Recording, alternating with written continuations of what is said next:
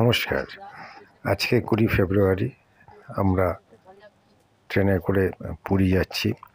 এখন যে আমরা নদীর ওপর দিয়ে যাচ্ছি, যে ব্রিজটার ওপর দিয়ে, এই নদীটা হচ্ছে বৈতরণী নদী। এটা ভদ্রক জেলায় অবস্থিত। এই ভদ্রক থেকে নেমে কিন্তু আরেকটা ভালো সি বিচ আছে, সেখানে যাওয়া যায়। সেটা হচ্ছে ভিতরকণিকা। ভিতরকণিকার কাছেই একটা বিচ আছে, সেটা হচ্ছে একাকুলা। ওখানে শীতকালে প্রায় সেপ্টেম্বর থেকে মার্চ পর্যন্ত প্রচুর অলিভ রিডলার আসে সেখানে ডিম পাড়তে। এটা একটা বড় কচ্ছপ, সামুদ্রিক কচ্ছপ, এরা ডিম পাড়তে আসে। তো সেই সময়টা ওইখানে ওই বিচে যেতে দেয় না ফরেস্ট ডিপার্টমেন্ট। তো আজকে 20 তারিখ হলেও আমাদের কিন্তু হাওড়া স্টেশনে এসেছিলাম 19 তারিখে। এটা 10:45 ছাড়া কথা ছিল হাওড়া স্টেশন থেকে পুরী সুপারফাস্ট এক্সপ্রেস, যেটা পুরীতে পৌঁছানো ছিল 7:35, কিন্তু ট্রেনটি ছেড়েছে 20 তারিখে ভোরবেলা ঠিক 2:45-র সময়। এখন যে রেল ব্রিজটি আমরা ক্রস করছি, এটা হচ্ছে মহানদী। এটা উড়িষ্যার সবথেকে দীর্ঘতম রেল ব্রিজ, এবং এইখানে এই মহানদীর যে উৎপত্তি সেটা কিন্তু উড়িষ্যার থেকেই। টিকরপাড়া বলে একটা জায়গা আছে, টিকরপাড়া আছে, যেখানে কোকোরেল প্রজেক্ট আছে। ওই টিকরপাড়া থেকে ওটা উৎপত্তি হয়েছে মহানদী। তো এখন আমরা ট্রেনে আছি। ট্রেনে এবার আমরা পুরী স্টেশন নামবো। আমরা পুরী স্টেশনে ট্রেন ঢুকলো 1:45-র সময়। আমরা একটা অটো করে আমাদের গন্তব্যস্থল, মানে যেখানে আমরা থাকবো, সেখানে যাচ্ছি। রাস্তা খুব সুন্দর, পরিষ্কার পরিচ্ছন্ন। তো সেইখান থেকে দেখবেন রাস্তার দুপাশে যে দেয়ালগুলো আছে, সেখানে কিন্তু বিভিন্ন কিছু পেন্টিং আছে, পোস্টারিংয়ে রাস্তা খুব পরিষ্কার পরিচ্ছন্ন। পেন্টিং দেখলে যেগুলো আছে সেগুলো সিফিস কিছু।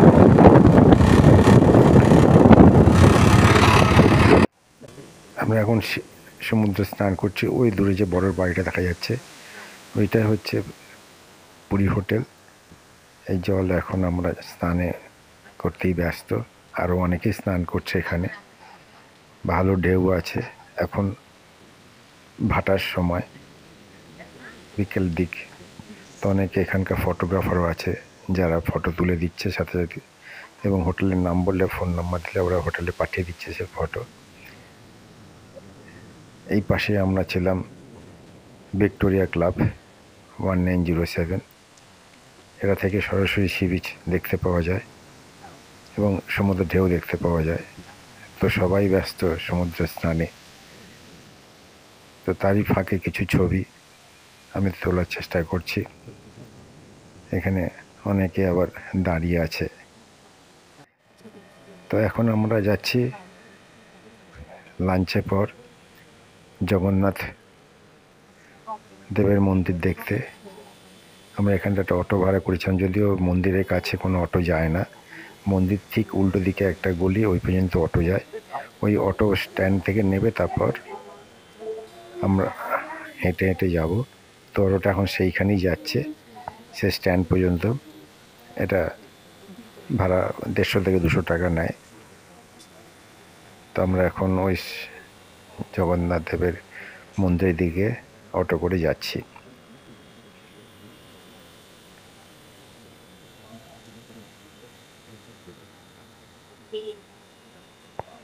আমরা যেহেতু বিকালবেলা গেছি, এখন সূর্যাস্তের সময় জগন্নাথ টেম্পলে যে সূর্যাস্ত সেটা দেখা যাচ্ছে। ওই মন্দিরের চূড়া।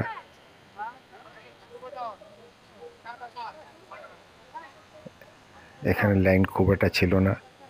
আমরা ওখানে এক কাউন্টার আছে, সেই কাউন্টারে বিনা পয়সায় ক্যামেরা এবং জুতো রেখে যাচ্ছি। ওখানে কোনো পয়সা লাগে না, এবং তার বিনিময়ে ওরা একটা টোকেন দেয় এবং ফোন নাম্বারটা লিখে রেখে রাখে। তো আমরা এখন জগন্নাথ দেবের মন্দিরের দিকে যাচ্ছি। যেহেতু ক্যামেরা অ্যালাউ নেই, তাই এই পর্যন্ত ভিডিও করে তারপর আবার পরের ভিডিও যাব। আমরা জগন্নাথ দেবের মন্দিরে পুজো দিয়ে বেরিয়ে এসেছি। এখন রাত্রেবেলা। ওই দূরে দেখা যাচ্ছে জগন্নাথ দেবের মন্দিরের চূড়া। এটা হচ্ছে রাস্তা যেখান থেকে রথ যায়, চওড়া রাস্তাটা এখান থেকে শুরু হয়েছে। এই রাস্তার দুপাশে প্রচুর দোকান আছে, যেখান থেকে বিভিন্ন ধরনের পুজোর উপকরণ বা পুজোর সামগ্রী কিংবা বিভিন্ন কাঁসারের থালা, বাসন, শাঁখ এগুলো এখানে কিনতে পাওয়া যায় এবং প্রচুর লোক এখানে কেনাকাটাও করছে। এবং রাস্তাটা যেহেতু সন্ধ্যাবেলা, ফলে লোকের ভিড় আছে এবং লোকাল গাড়ি কিছু এখানে চলছে, সেগুলো এখান থেকে দেখা যাচ্ছে।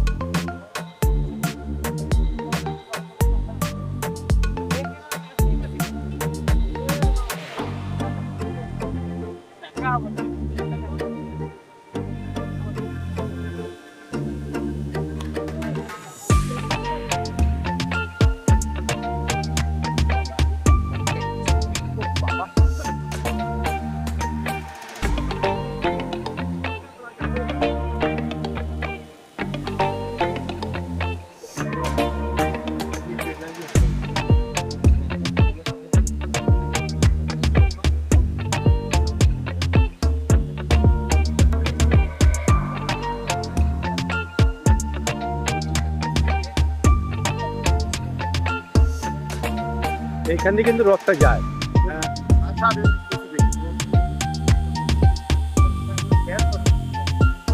তো বলতে হবে কি করে, এত আওয়াজে কিছু শোনা যাবে না।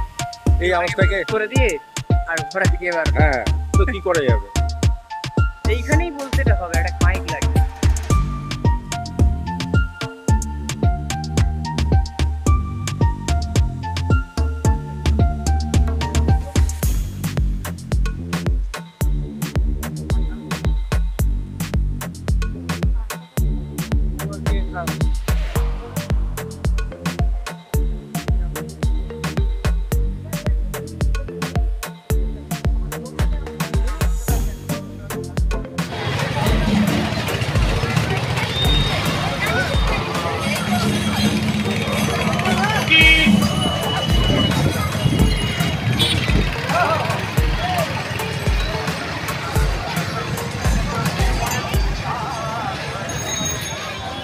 আমরা যেখানে অটো আমাদের ছেড়ে দিয়েছিল, আমরা পুজো দেওয়ার পর মন্দিরের আশেপাশে একটু ঘুরে আমরা সেই জায়গায় যাচ্ছি অটো ধরার জন্য, পুরী হোটেলে যাওয়ার জন্য। এখন এটা হচ্ছে সি বিচ। সি বিচের বিভিন্ন যে দোকানগুলো আছে তার মধ্যে মেনলি যেগুলো শাঁখ বা শাঁখের তৈরি বিভিন্ন ধরনের